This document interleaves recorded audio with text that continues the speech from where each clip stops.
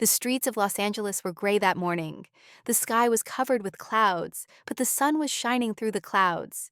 Amidst heavy traffic, Taylor Swift's black SUV drove silently through the Venice neighborhood. Taylor sat quietly in her seat, watching the outside while her driver carefully steered. She took a sip from the coffee mug in her hand, then glanced at the papers on the seat beside her.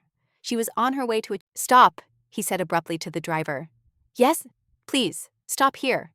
The driver pulled over, slightly surprised. Taylor opened the door and got out. A few paparazzi headed in his direction, but he started walking in the direction of the boy without paying attention to anyone. When the boy saw him, he stepped back a little. His eyes were full of fear and shame. "Hey," Taylor said in a soft voice. "What's your name?"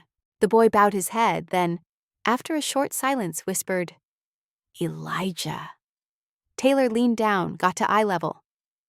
"Hi, Elijah. I'm Taylor." "I know," Elijah said, but there was a kind of distance rather than admiration in his voice. Taylor smiled. "What are you doing here?" Elijah didn't answer, just gripped his notepad tighter. Taylor looked carefully. "Are you writing?" Elijah was silent for a while. Then he nodded. "The song?" "A song? What's it about?" "It's about my mom." Taylor's heart clenched once more. Taylor knelt down to continue talking to the boy. "If we go somewhere with you, will you sing me your song?" Elijah was surprised. "Really?" "Yes, I promise, but first, I have to buy you something." Taylor took Elijah to a small cafe nearby. It was almost empty inside. Taylor chose a table in the back corner, called the waitress, and ordered hot chocolate for Elijah and a coffee for himself. "Elijah," he said gently, "did you say this song is about your mom?" The boy nodded. Then he opened the notebook. He turned the pages full of broken lines with his fingers. "It's not finished, but these words are true." Taylor flipped through the notebook. The song was written through the eyes of a child. It was filled with hope, longing, and deep fear. It spoke of his mother's eyes, like the sky, but always tired and closed. Taylor swallowed the knot in his throat. "You know, Elijah, this is powerful." Elijah was surprised. "Really? Nobody said that. Anything that feels real is precious. Your feelings are in these words. Don't ever lose it." At that moment, Taylor had an idea. This wasn't simple help. There was something else about this boy. A soul trying to heal with words, a heart trying to put its own pain into song. It wasn't just money. It was time and love to change this boy's life. Taylor looked at his watch. She was running late for the opening event, but she didn't care. Something had happened that day that went beyond anything she had planned. A real encounter. He turned to Elijah. I want to make a deal with you." "A deal?" "You'll keep writing, and I'll help you. But not just with music, but also in life." "Do we have a deal?" Elijah hesitated for a moment. Then he nodded slightly. "Deal." Taylor didn't know it at the time, but this moment would change not only Elijah's life, but hers forever. Taylor woke up before sunrise the next morning. She was tired but determined. Yesterday's encounter still echoed in her heart. The fragile hope in Elijah's eyes was enough to keep Taylor awake at night. Today, he wanted to see her again, but he had to have a plan. He wanted to help, but he didn't just want to act as a helper. He wanted to truly touch that child's life, without judgment, without looking down on him. The streets of Los Angeles were still asleep. Taylor walked unobtrusively in a simple black hat and gray sweatshirt. He had a hot coffee in his hand, and his mind was on Elijah's torn shoes and the lines he was writing. He came back to the market where he had met her yesterday. No one was there yet, but he waited patiently. About an hour later, a familiar silhouette appeared around the corner. Elijah. He was wearing the same coat, but this time he was not alone. He was with two other young children, ranging in age from 5 to 8. Taylor's heart clenched. Elijah was not alone. He was watching over his brothers. Elijah didn't notice Taylor at first, but when he stopped in front of the grocery store and lined up the children, they locked eyes. Elijah hesitated for a moment. Then he lowered his head. Taylor approached quietly. "Hello, Elijah," he said gently. The boy did not answer. He just shook his head slightly. "Did you have breakfast today?" Taylor asked, not taking her eyes off the children's thin faces. Elijah turned his head to the side. "Number, we haven't made any money yet." Taylor took a small notebook out of his pocket. He wrote a few lines on it.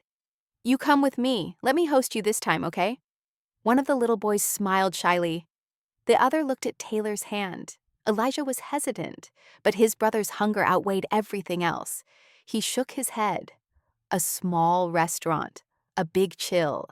Taylor took them to a family restaurant he knew. The owners knew Taylor, but he wanted to remain anonymous.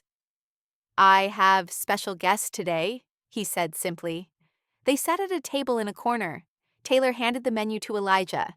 Elijah didn't even glance at it. His eyes were on the floor. His brothers were excited and asked the waiter for French toast. Taylor asked gently, "Do you go to school?" Elijah bowed his head. "Not anymore." "Why?" "Because my mom is in rehab, and I take care of the little ones because we have no one to leave them with." Taylor swallowed. "Can I meet your mom?" Elijah frowned. "Why?" Taylor paused for a moment. "Because if you'll let me, I'd like to help you a little, but it's not just financial help. Maybe something more. Education, care, maybe even a dream." Elijah didn't answer. He only turned his eyes to Taylor. There was silence between them, but it wasn't a wall, but a bridge of trust that was slowly being built. A mother's eyes, a woman's silence. Later that evening, Elijah agreed to introduce Taylor to his mother. Taylor went up to the top floor of a small apartment building. There was no elevator. As she climbed the stairs, her heart squeezed tighter with each step. The woman who answered the door looked to be in her early 30s, but her face had the weariness of the 50s. Her eyes were sunken, but she still looked at Taylor with a warm gaze. "Hi, I'm Elijah's friend," Taylor said. The woman squinted her eyes. You look familiar." Taylor smiled. "Maybe on TV." The woman nodded. "Come in." The house was almost empty inside. There was an old sofa, a broken coffee table, and children's drawings pinned to the walls. A teapot was bubbling on the stove. Taylor briefly introduced himself.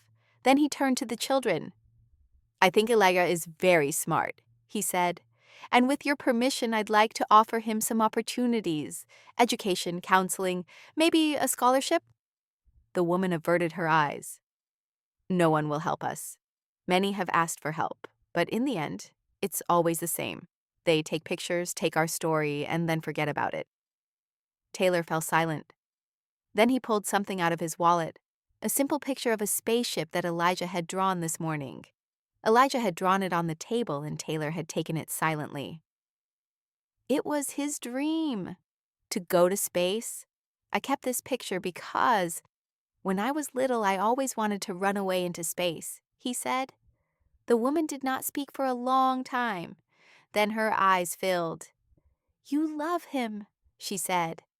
"Not even a day has passed since we met, but you have awakened something in that boy." Taylor didn't look away. "I want to be in his future. I want to be an adult he can trust." The woman nodded. "Then I ask you for one thing. Don't leave us." The first brick of the dream. School. The following week, Taylor enrolled Elijah in a private STEM school through his foundation. Elijah's school clothes, books, and technological equipment were purchased. But Taylor went one step further. He created a special counseling team for Elijah. Both psychological support and academic coaching would be provided. The first day Elijah went to school in Taylor's car. Taylor himself drove, not the driver. Elijah stopped at the school gate and turned to Taylor. "What if I can't?" he said quietly. Taylor knelt down to eye level. "We all start somewhere. But remember, everyone has something inside them that reaches for the stars. Yours is here," he said, touching the top of her heart. Elijah nodded and walked slowly through the school gates. Taylor didn't get in the car. He stood at the school gate for a while. When Elijah's silhouette disappeared in the hallway, she couldn't hide her tears. Taylor had everything ready for Elijah, but she knew that real change wouldn't just happen in clothes or in the classroom. Change had to start from the inside. In the first weeks, Elijah was quiet. He attended classes, followed the rules, but attendance was almost zero. When one of his teachers emailed Taylor instead of Hope, there was worry between the lines. Elijah is highly intelligent and introverted, but there's always a look of alarm in his eyes. You can tell he doesn't feel safe even in class. Taylor took a deep breath as she read this message. Elijah's mind map was overlaid with his past. Taylor decided to take another step. A day together on Monday morning, Taylor met Elijah outside the school. "We're not going to school today," he said. Elijah was puzzled. "Where are we going?" "If you trust me, I'll show you how to build your future without carrying your past," Taylor said, and pointed to the car. In the car, Elijah was silent, but his eyes were full of curiosity. Taylor had turned the music down, just the hum of the engine and the city in the background.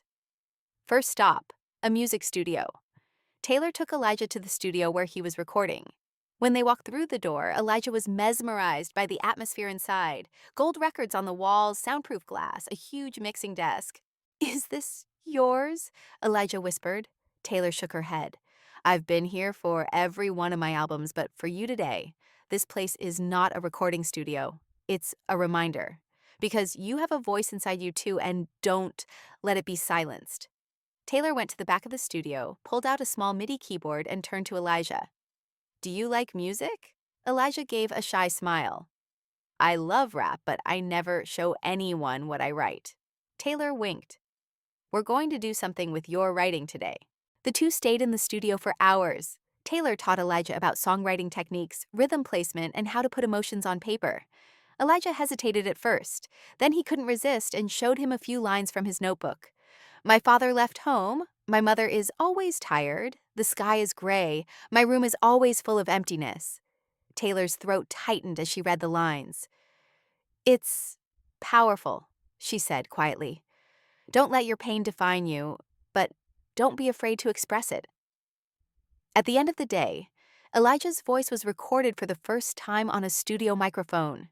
And as Taylor listened to the boy's fragile but heartfelt voice through headphones, she felt that one day he would inspire millions. A family table. Taylor invited Elijah to her house that night. Elijah didn't want to at first. Taylor didn't want to force him. But when he said, "It's just pizza, I overordered. I'd love it if you could help me." So he agreed. Taylor's house was simple but cozy. A large kitchen, a few family photos in the living room, a piano in the corner of the parlor. Elijah was nervous walking in, but the smells of food put him at ease. Taylor sliced the pizza and poured orange juice. They sat at the table together. "Have you ever felt like a guest in your own home?" Elijah asked for a moment. Taylor paused. "Yeah," she said. "We moved around a lot when I was a kid. I always tried to belong somewhere. But then I realized that belonging isn't an address. It's where you're accepted. And here, in this house, you are accepted." Elijah bowed his head. He swallowed. Then he murmured, "I feel like I don't belong anywhere." Taylor reached out quietly, touching Elijah's hand. "This feeling is temporary, but you're not temporary, Elijah. Your life matters. Your story, your existence, it matters." Elijah could not hold back his tears, but these were not tears of pain, but of being understood and loved for the first time. A star among broken walls. That week, Elijah spoke up for the first time at school. In math class, he solved a complex problem on the blackboard that the teacher could not solve. His classmates looked at him in amazement, and the teacher looked at him with wide eyes. "Elijah, where did you learn this solution?" Elijah gave a short answer. I thought to myself, sometimes the language of numbers speaks when the world is silent." The teacher sent Taylor an email. Today, Elijah went up to the board. He had something in his eyes, courage, maybe for the first time. As Taylor read this, that fragile voice in the studio echoed in her ears again. "The sky is gray. My room is full of emptiness." But Elijah's room was no longer so empty. A bit of light had crept in. He had tasted success many times in Taylor's life and inspired many young talents. But Elijah was more than just a talent to him. He was a reflection of that dark place in Taylor's own youth that no one had ever reached. So even the smallest progress in this process was a miracle for Taylor. But not every miracle was easily permanent. It was a Friday. Taylor was out of Los Angeles for a benefit concert. It was the first time Elijah had ever spent a week without Taylor by his side. And that week, everything would fall apart. Sounds of Old Life Elijah's school day was usually spent going straight to the studio or home in the car Taylor sent him. But that day, Elijah turned his head and saw a familiar face. Jalen, a boy from Elijah's old neighborhood. He was part of the old life he grew up with in the dark, sometimes protected, sometimes harmed. Elijah? What the hell? Jalen laughed and looked at the clean school uniform Elijah was wearing. What's up, boy? Did Taylor Swift adopt you or something? Elijah smiled, but a wave after wave of tightness began to build inside him. No, he's just helping, Elijah said in a small voice. Jalen became serious. Have you forgotten about us? What happened to blood brotherhood? No, I want to stay away from some things. Now, Jalen's gaze sharpened. Who are you to deny this life? We walked the streets together when we were hungry, and now you've erased us. Elijah couldn't say anything. The two worlds he carried inside him were beginning to clash. Jalen and his past on one side, Taylor and his future on the other. Jalen leaned closer and whispered in his ear, Remember, Elijah, the street gave birth to you. It's not so easy to turn away now. Those who forget, we forget. That night, Elijah couldn't sleep.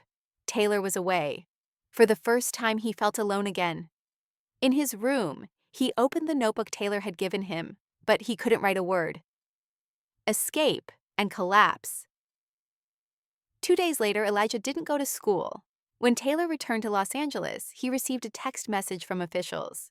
Elijah hasn't come to school for 2 days. We can't reach his family either. Taylor instinctively picked up the phone, jumped in his car, and drove to Elijah's old neighborhood. It was a place where his own charity fund had once started street outreach programs. But Elijah going back there was Taylor's greatest fear. On a steep corner, sitting on the steps of a gray apartment building, she saw Elijah. His head rested on his knees. Taylor approached slowly. Elijah, he said in a soft voice. Elijah looked up. His eyes were swollen and his face was covered in dirt. Taylor, can you get me out of here? Was all he said. Taylor didn't say anything. He held out his hand. In the car, Elijah started crying. I still don't belong, neither there nor to you. Wherever I go, either the past follows me or my future is far away. I'm tired, Taylor. Taylor pulled the car over. He turned and took Elijah's hands. Elijah, look at me. I cried like that years ago in a parking lot. Everyone called me a star in the light, but I knew the darkness inside. You're just in transition. This pain is the pain of a transformation. Elijah bowed his head. Why did you choose me? Taylor took a breath.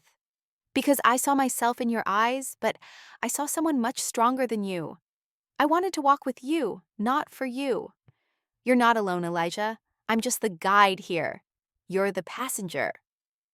Elijah didn't say anything, but that night, at Taylor's house, he fell asleep for the first time. One day, one scene, one explosion. Taylor planned something different to bring Elijah back to music. He would perform at a special charity event that year, but this time, he wasn't going on stage alone. A week before the event, he turned to Elijah. Do you remember that first song you wrote? We're going to perform it together on stage. Elijah's eyes widened. I'm not ready in front of people. Taylor put a hand on his shoulder. None of us are ready for the first step, but your voice will light up someone else's darkness. Don't keep your song to yourself, because there are millions who have been through what you have. Someone can heal their pain in your words. It's stage night. There were thousands of people. Lights, cameras, screams. Taylor first took the stage alone. He made a short speech. Tonight I want to share not only my songs, but also the story of a new heart. Elijah is coming on stage now. The lights slowly went out. Elijah walked step by step to the stage. His heart echoed in his chest. His hands were shaking. But when he picked up the microphone, there was silence. Then he took a deep breath.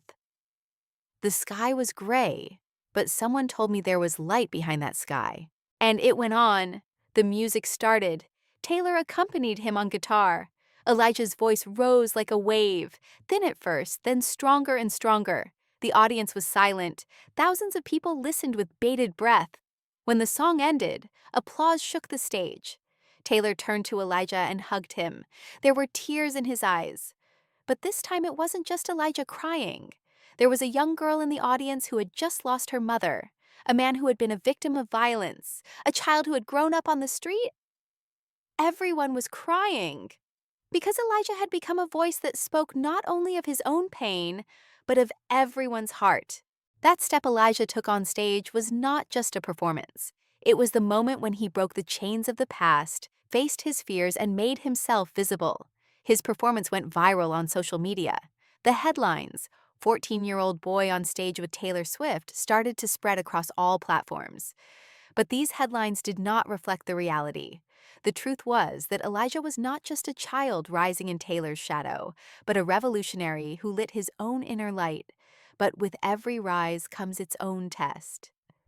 New world, old fears. A week after the performance, Taylor, along with Elijah, was invited to a panel discussion with a Los Angeles-based youth organization. The organization's goal was to provide role models to inspire kids from the streets. During the panel, Elijah was asked the following question: "Many young people look up to you now. What do you think made you so impressive?" Elijah was silent for a few seconds. Then he picked up the microphone. "Nothing. Just someone believed in me. I haven't changed, but the eyes that look at me have." The hall became silent. At that moment, everyone listening realized this. Elijah was still the same boy, but now they had learned to see through his eyes. Taylor smiled proudly in the chair next to him. But at that moment, someone backstage relayed a message to Elijah. A kid from the old neighborhood, Jalen, posted this message on social media. "Some people forget their past and go on stage. We are still on the streets. Elijah, if you ever want to be a real man, you know where we are." Taylor saw the message. Her face turned serious. "Elijah, you don't have to answer. The past may call you, but it is not your choice to stay there." Elijah bowed his head. "But they are alone too. I feel like I've turned my back on them." Taylor looked him in the eye. "There are 1,000 ways to do good. You don't have to go back, but you can pull them up." That night, Elijah made a decision. Making your own way. Elijah thought of a story he had written as a child. It was an imaginary superhero story. A mysterious character he called Streetlight, who secretly left books and food for children in pitch-black neighborhoods.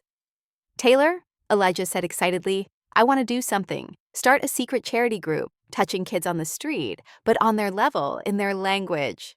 Taylor was surprised. "What do you think?" "Name, Streetlight Society. I don't want to be recognized. Masked volunteers take to the streets at night. They leave books, music devices, sometimes just a note.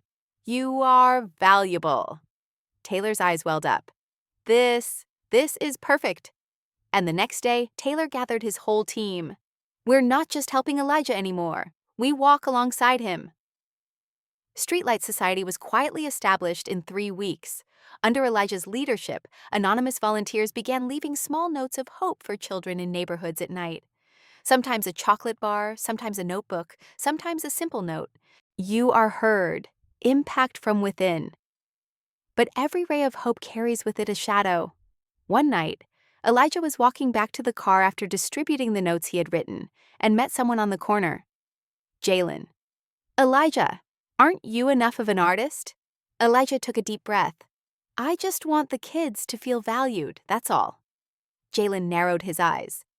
"There's a rule on the street. You're either in or you're out. You can't be in between." At that moment, Jalen pulled a cell phone out of his jacket. He had taken a video of Elijah leaving a note. "If you keep walking around with this fake mask, this image will spread everywhere. Everyone will think you're Taylor's emotional plaything. No hero, no story." Elijah swallowed. "What do you want?" Jalen was silent. Then he said this sentence. "I want to be proud of you, but you're afraid to be like us. So, I want to bring you down." And he left. That night, Taylor found Elijah sitting quietly in the kitchen. Elijah told him what had happened. Quietly. Taylor thought for a while. This is not a fight you have to fight.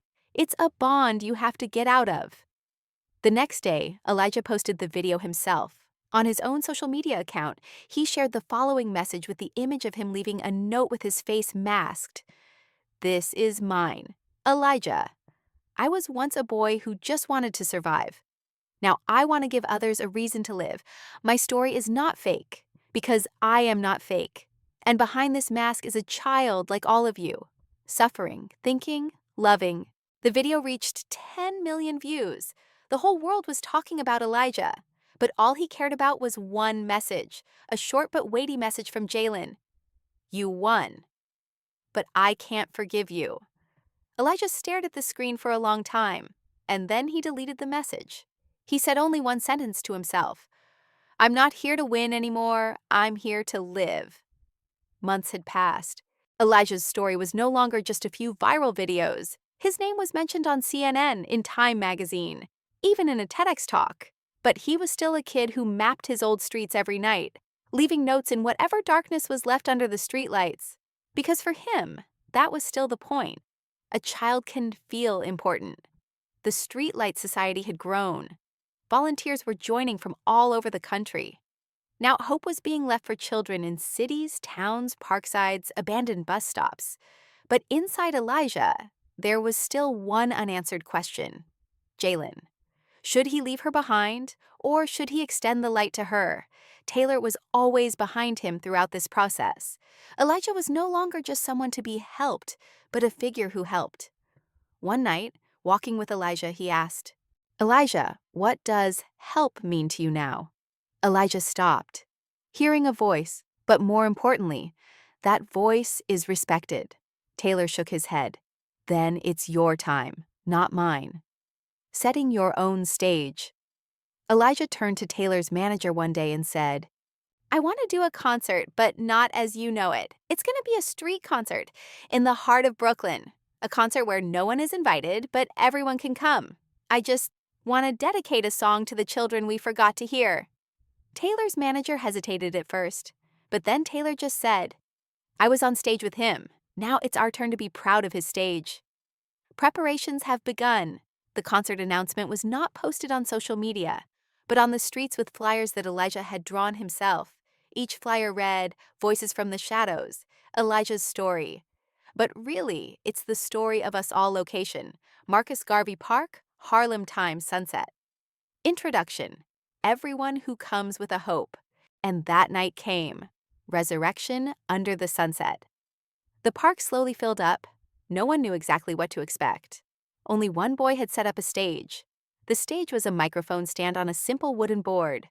Behind the stage hung a giant cloth banner. "I have you." That's enough. When Elijah took the stage, there were no laser lights or smoke machines around him. It was just him and Taylor Swift standing next to him.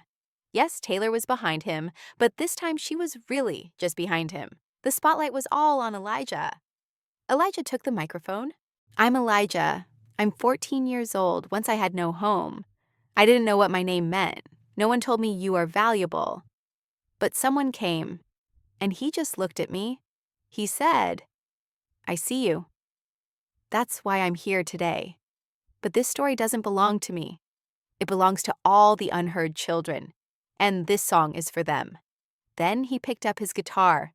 He played a melody with a few chords Taylor had taught him. The song had no title.